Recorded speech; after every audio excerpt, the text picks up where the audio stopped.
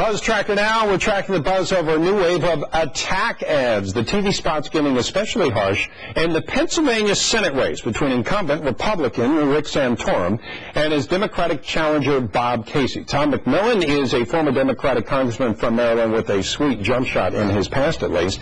And Jason Weingartner is a Republican strategist who I don't know what his jump shot looks like, but it's not as Tom's, I guarantee that. No, his is. Let's take a look, gentlemen, first at Rick Santorum's ad against Bob Casey. We'll look at that first and get your comments. Okay, we won't do that. Let's talk about, though, Tom, I'll start with you. Why negative ads? Is it because they work? Well, they do work. They suppress turnout, and when you can't win on the issues, you're going to go to attack ads. And so they, the Republicans don't want to talk about the war on Iraq, or they don't want to talk about the failure to implement the 9/11 Commission reports or a $1 trillion deficit. So they go to attack ads. Well, Jason, let me ask you, though, attack ads can have an effect when people get turned off. Okay, let's take a look at the ad. We have one now. I believe this is Santorum's ad. Let's take a look.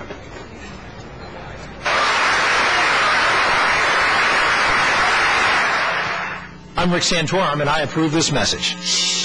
Meet Bob Casey's campaign team, a Philadelphia politician who gave Casey almost $400 grand, a Philly businessman who gave Casey $31,000, a New Jersey developer $100,000, and several more of Casey's largest contributors are under investigation, including Casey's hand-picked campaign finance chairman, leading to an obvious question. Okay. We get the tone of that. Jason, is that a fair kind of ad? I think it's a very appropriate ad. I think any time, the first rule of any campaign is if opposition research you have to do is upon yourself. And if you can't handle the heat of the campaign because of the associates you may happen to have or the things you've done in the past, then you probably shouldn't be running. And clearly, Bob Casey has associated himself with some people that, might have some backgrounds that might not be appropriate for a U.S. Senator to have. So I think Rick Santorum ran inappropriate. All right. We'll leave it at that. And now let's look at Bob Casey's ad, his negative ad. Let's take a look at his. What I try to do is deliver, not just talk, but deliver. He's voted 13 times against raising the minimum wage, 14 times to cut Medicare. He's voted for trade deals like CAFTA that send Pennsylvania jobs overseas. He's the leader in the Senate for privatizing Social Security. A 98% voting record with George Bush.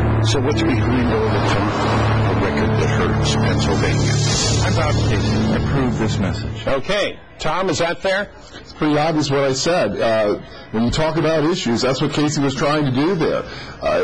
Character is important, but it shouldn't supersede the issues. And what we see happening, the Republicans are spending millions in opposition research so they don't have to talk about these issues. One of the things, though, gentlemen, I'll say to both of you, is those of us that look on at those ads, sometimes they put things in there that aren't exactly accurate or they're taken out of context, and you don't get equal time unless you got the money to get it right after their ad to put in your 2 cents, to put a response. So it becomes very negative and a lot of negative reaction. Jason, your comment. Well, I think that, any campaign, whether it's Republican or Democrat, you clearly want to be able to define your opponent. So to say that, the Republicans don't want to talk about issues is a lot of fluff, because at the end of the day, the Republicans are talking about issues, and a lot of times in attack ads, what you see is a juxtaposition of the various issues that people believe in.